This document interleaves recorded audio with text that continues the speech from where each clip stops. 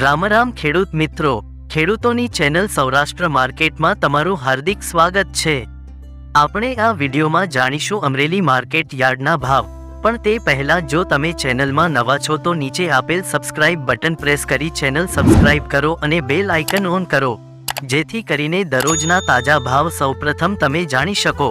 હવે આપણે જાણીશું આજના ભાવ। આજના ભાવ આ પ્રમાણે રહ્યા હતા।